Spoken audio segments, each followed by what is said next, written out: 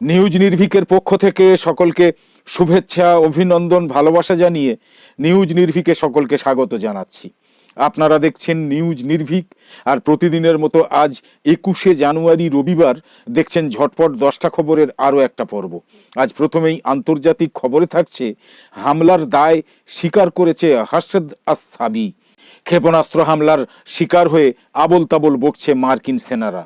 News নির্ভীকের ঝটপট 10টা খবরের প্রথম এই খবর ছাড়াও সাথে সাথে আন্তর্জাতিক, জাতীয় এবং আঞ্চলিক মিলিয়ে, অর্থাৎ প্রথমে বিশ্বের খবর, তারপর জাতীয় অর্থাৎ ভারতের খবর এবং সবশেষে আঞ্চলিক অর্থাৎ পশ্চিমবঙ্গের খবর মিলিয়ে আরও গুরুত্বপূর্ণ যে খবরগুলো থাকছে সেগুলো হলো জাতিসংঘ এবং আমেরিকা যুক্তরাষ্ট্র সহ বিভিন্ন দেশ এবং সংস্থা থেকে ফিলিস্তিন রাষ্ট্র মেনে নেওয়ার চাপ এলেও সকলের আহ্বান প্রত্যাখ্যান করে গোঁ ধরেছেন বেঞ্জামিন নেতানিয়াহু। রাজবন্দীদের মুক্তিসহ এক দফা দাবিতে দুদিনের কালো পতাকা মিছিল কর্মসূচি ঘোষণা করেছে বাংলাদেশের বিএনপি। মস্কোগামী একটা বিমান আফগানিস্তানের বদখশানে ভেঙে পড়েছে বলে জানিয়েছে তালিবান প্রশাসন। ভারতের অসামরিক বিমান পরিবহন মন্ত্রক জানিয়েছে বিমানটা ভারতের নয়। ইরান বলেছে ইসরায়েলি সন্ত্রাসবাদের জবাব দেওয়ার অধিকার রাখে ইরান, উপযুক্ত স্থান এবং সময়ে জবাব দেয়া হবে। উত্তেজনার অবসান ঘোষণা করেছে ইসলামাবাদ। আবার পূর্ণমাত্রার কূটনৈতিক সম্পর্কে ফিরে যাচ্ছে ইরান এবং পাকিস্তান। সোমবার রাম মন্দির উদ্বোধন উপলক্ষে অর্ধদিবস ছুটির ঘোষণা ঘিরে তীব্র বিতর্কের জেরে সিদ্ধান্ত বদল করেছে দিল্লি এইমস। অর্ধেক গ্রাহকের পেনশন 1000 টাকারও কম, পিএফ নিয়ে প্রধানমন্ত্রীর গ্যারান্টি স্রেফ প্রচার, ক্ষুব্ধ প্রবীণরা। সব মিলিয়ে নিউজ নির্ভীকের ঝটপট 10টা খবরের আজকের পর্বে দেখে নিন এমনই সব গুরুত্বপূর্ণ কম বেশি 10টা খবর। হামলার দায় স্বীকার করেছে হাসদ আস-সাবি। ক্ষেপণাস্ত্র হামলার শিকার হয়ে আবোল তাবোল বকছে মার্কিন সেনারা। মার্কিন সামরিক বাহিনীর কেন্দ্রীয় কমান্ড বা সেন্টকম বলেছে আইন আল আসাদ বিমান ঘাঁটিতে ইরাকের সন্ত্রাস বিরোধী সংগঠনগুলোর জোট হাসদ আস-সাবির যোদ্ধারা ব্যাপকভাবে ক্ষেপণাস্ত্র হামলা চালানোর পরে বহু সংখ্যক আমেরিকান সেনা মস্তিষ্কে আঘাত পেয়েছে। এখন তাদের ব্রেন ইনজুরি বিষয়টা নিবিড়ভাবে মূল্যায়ন করা হচ্ছে।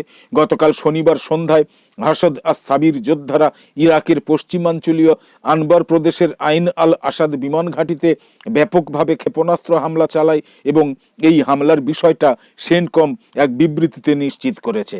আঘাতপ্রাপ্ত মার্কিন সেনারা অনেকেই ব্রেইন ইনজুরির শিকার হয়েছে এবং তাদের মধ্যে কেউ কেউ আবুল তাবুল বকছে, তবে এই ব্যাপারে সেন্টকম বিস্তারিত জানাতে অস্বীকার করেছে। এদিকে নাম প্রকাশে অনিচ্ছুক এক মার্কিন সেনা কর্মকর্তার বরাত দিয়ে বার্তা সংস্থা রয়টার্স দাবি করেছে ক্ষেপণাস্ত্র হামলায় যেসব সেনা ব্রেইন ইনজুরির শিকার হয়েছে তাদের কারোর অবস্থা গুরুতর নয়। ওই কর্মকর্তা জানিয়েছেন ক্ষেপণাস্ত্র হামলায় ইরাকি নিরাপত্তা বাহিনীরও বেশ কয়েকজন সদস্য আহত হয়েছেন। টেলিগ্রাম চ্যানেলে প্রচারিত এক বিবৃতিতে হাসদ আস-সাবি আইন আল আসাদ ঘাঁটির উপর হামলার দায়িত্ব স্বীকার করেছে। সংগঠনটা বলেছে তাদের ছোড়া ক্ষেপণাস্ত্র সরাসরি লক্ষ্যবস্তুগুলোতে আঘাত এনেছে। ইরাকের বিভিন্ন সংবাদ মাধ্যম জানিয়েছে গতকাল শনিবার সন্ধ্যায় আইন আল আসাদ বিমান ঘাঁটির উপর প্রতিরোধকামী যোদ্ধারা 40টা ক্ষেপণাস্ত্র দিয়ে হামলা চালায়।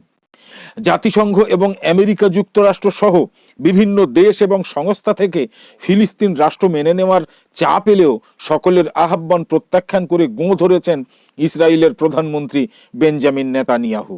তিনি পক্ষান্তরে পুরো ফিলিস্তিনি ভূখণ্ডের নিরাপত্তা নিয়ন্ত্রণের ক্ষমতা অর্জনের পক্ষে অটল। পুরো ফিলিস্তিন ভূখণ্ড যদি ইসরায়েলের নিয়ন্ত্রণে থাকে তার অর্থ দাঁড়ায় যে ফিলিস্তিন বলতে আলাদা রাষ্ট্র আর থাকবে না, ফিলিস্তিন থাকবে ইসরায়েলের অধীনে। আরো সহজ করে বললে বলা যায় ফিলিস্তিনকে দখল করে নিতে চান তিনি।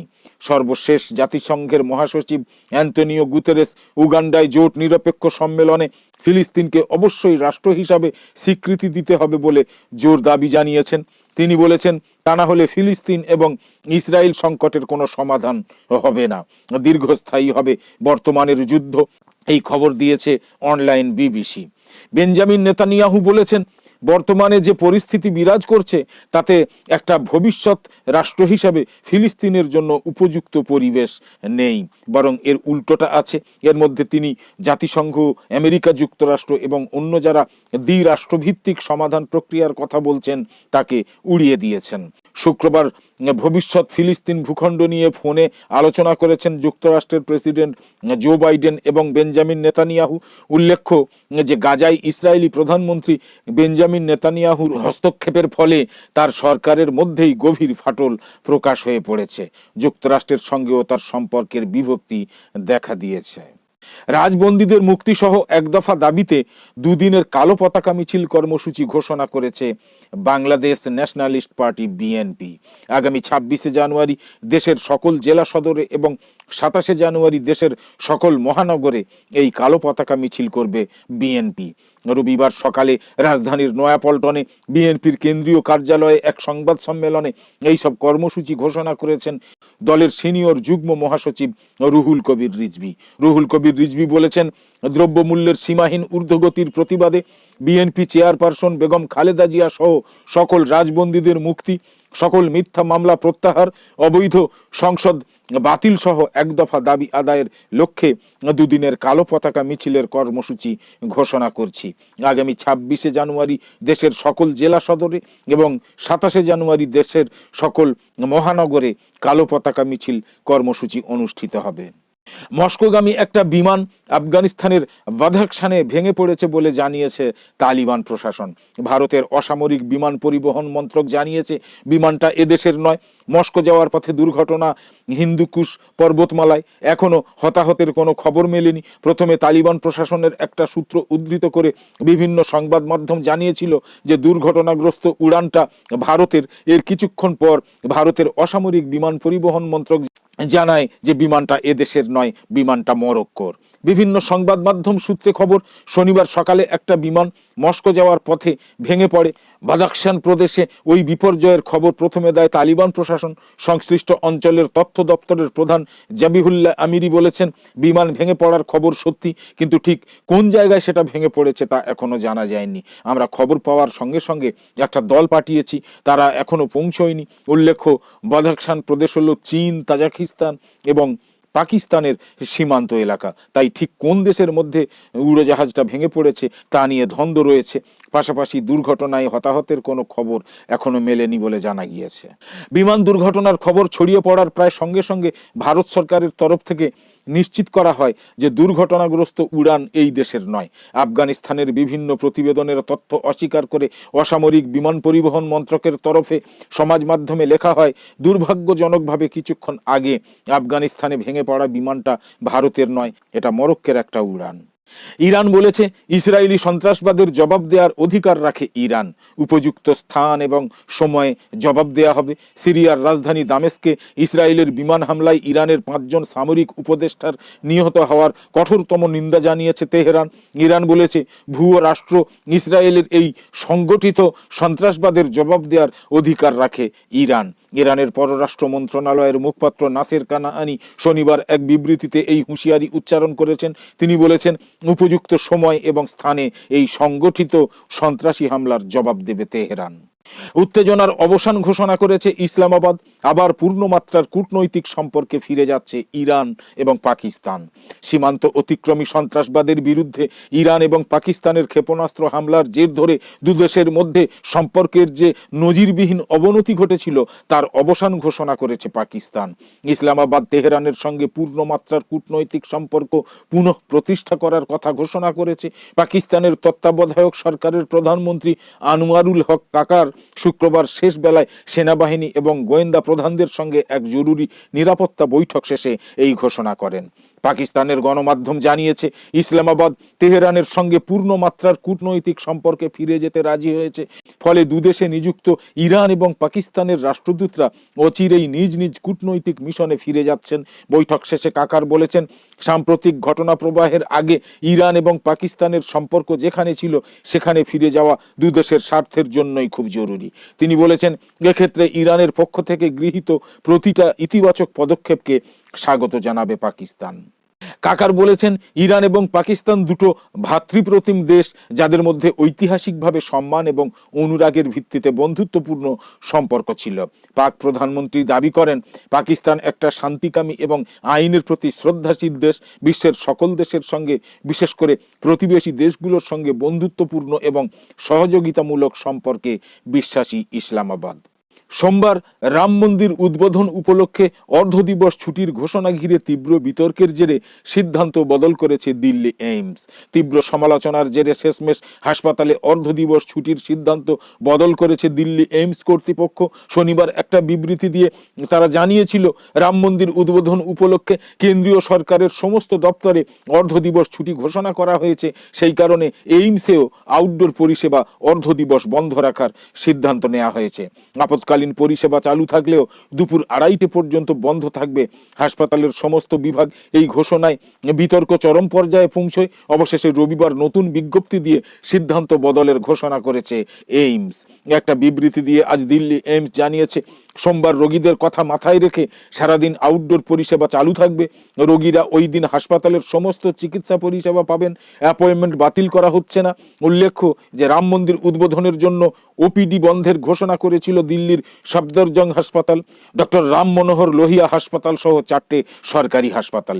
এইমসের মতো তারাও সিদ্ধান্ত বদল করে ছুটি, অর্ধদিবস ছুটি বাতিল করেছে।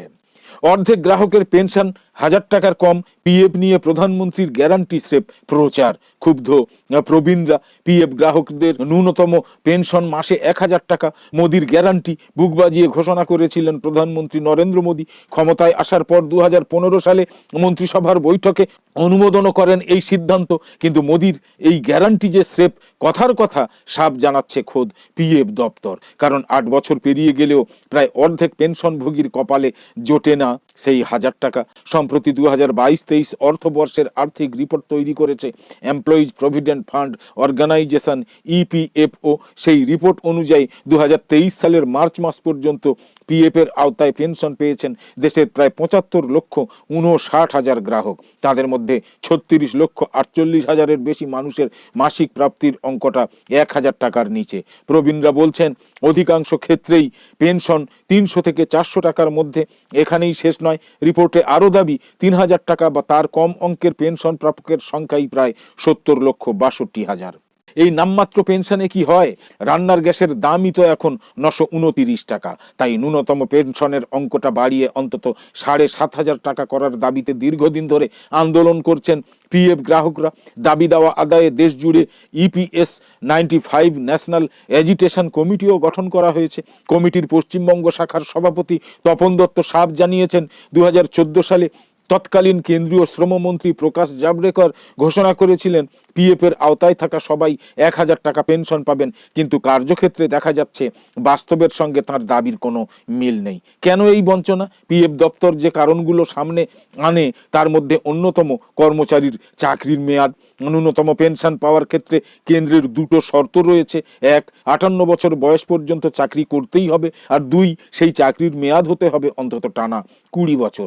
কিন্তু বাস্তব চিত্র হলো, শর্ত দুটো পূরণ করতে না পারা পিএফ গ্রাহকদের অন্তত 90%-ই কোম্পানির ঝাঁপ বন্ধ হয়ে গিয়েছে। যদি সংস্থাই না থাকে, তার দায় কেন কর্মচারীর উপর বর্তাবে? আবার কেউ যদি কর্মরত থাকাকালীন মারা যান, তিনিও শর্তের মেয়াদ পূরণ করতে পারবেন না। সেক্ষেত্রেও ফ্যামিলি পেনশন হিসাবে 1000 টাকা দেয় না কেন্দ্র। তাই প্রশ্ন উঠছে, সরকার যদি এমন যুক্তি খাড়া করে অর্ধেক পেনশনভোগীকে বঞ্চিত রাখে, তাহলে ঘটা করে ন্যূনতম পেনশন ঘোষণার কারণ কি? ইএফওর কেন্দ্রীয় অচি পরিষদের অন্যতম সদস্য দিলীপ ভট্টাচার্য বলেছেন, অনেক রাজ্যই সামাজিক সুরক্ষার আওতায় প্রবীণদের 1000 টাকা বার্ধক্য ভাতা দেয়, অথচ দপ্তর সেই টাকাটুকুও পেনশন বাবদ দিতে পারছে না। তো আপাতত শেষ করছি। প্রতিদিনের নিয়মিত ঝটপট 10টা খবর আর জাতীয় এবং আন্তর্জাতিক বিষয়ে নতুন নতুন প্রতিবেদন পেতে সাবস্ক্রাইব, ফলো, লাইক এবং কমেন্ট করে নিউজ নির্ভীকের ইউটিউব চ্যানেল আর ফেসবুক পেজের সঙ্গে থাকুন। আরেকটা কথা, কয়েক মাস হলো নিউজ নির্ভীকের সাবস্ক্রাইবার এবং ফলোয়াররা মন্তব্য করে বলছেন যে নিউজ নির্ভীকের খবর নাকি তাদের কাছে ঠিকমতো পৌঁছচ্ছে না। অথচ আমাদের চ্যানেলের প্রতিদিনের নিয়মিত অনুষ্ঠান কিন্তু হয়েই চলেছে, বন্ধ নেই। প্রায় প্রতিদিনই আমাদের দুপুরের প্রতিবেদন, সন্ধ্যের পরের নিয়মিত ঝটপট 10টা খবর এবং কম বেশি রাত 10টায় বিশেষ প্রতিবেদন নিয়মিতই হচ্ছে। তারপরেও কোনো দর্শকের কাছে নিউজ নির্ভীকের খবর না পৌঁছলে বুঝতে হবে যে প্রথমত তারা এই নিউজ নির্ভীকের খবর বা অনুষ্ঠান নিয়মিত দেখেন না, এবং সে কারণেই ফেসবুক বা ইউটিউব কোনো কোনো দর্শকের কাছে নিউজ নির্ভীক আর রেকমেন্ড করে না। এক্ষেত্রে উপায় হলো ফেসবুকে গিয়ে নিউজ নির্ভীক লিখে সার্চ করা এবং ইউটিউবে গিয়ে বাংলায় এবং ইংরাজিতে নিউজ নির্ভীক লিখে সার্চ করা, ইংরেজিতে NEWSNIRVIK লিখে সার্চ করা। তখন অবশ্যই নিউজ নির্ভীক চ্যানেল পেয়ে যাবেন, কিন্তু দেখতে হবে নিয়মিত, তাহলেই নিউজ নির্ভীকের খবর আপনা আপনি আপনাদের কাছে চলে যাবে। আরও একবার বলি, নিউজ নির্ভীক চ্যানেলে প্রতিদিন সন্ধ্যের পরে নিয়ম করে থাকে ঝটপট 10টা গুরুত্বপূর্ণ খবর, কম বেশি রাত 10টায় নিয়ম করে থাকে জাতীয় বা আন্তর্জাতিক বিষয়ে গুরুত্বপূর্ণ প্রতিবেদন, প্রায় প্রতিদিন দুপুরে থাকে পশ্চিমবঙ্গ সহ ভারতের রাজনীতির নানা ছোট বড় খবর এবং প্রতিবেদন। এছাড়াও দুপুরের একই স্লটে এবং অন্য সময় অনিয়মিতভাবে থাকে ব্রেকিং নিউজ, অবাক করা খবর, ফেসবুক থেকে খবরে নামের ভিডিও সহ দেশের কথা, রাজ্যের কথা বিভাগে কিছু ভিন্নধর্মী গুরুত্বপূর্ণ ভিডিও। আর থাকে যে কোনো রাজনৈতিক, অরাজনৈতিক ইত্যাদি সংগঠনের মিটিং, মিছিল, সভা সমিতি, মেলা, খেলা, সাক্ষাৎকার ইত্যাদির মতো নানা ভিন্নধর্মী অনুষ্ঠানের লাইভ সম্প্রচার, সরাসরি সম্প্রচার। বিশেষ করে যদি তারা আমাদের আগে থেকে জানিয়ে দেন, সেই অনুষ্ঠানে গিয়ে আমরা লাইভ সম্প্রচার করে থাকি। তাই ব্যতিক্রমী খবরাখবর সহ সব ধরনের ভিডিও এবং লাইভ সম্প্রচার দেখার জন্য নিউজ নির্ভীকে চোখ রাখুন, নিউজ নির্ভীকের সঙ্গে থাকুন। সকলে খুব ভালো থাকুন, সুস্থ থাকুন, ধন্যবাদ।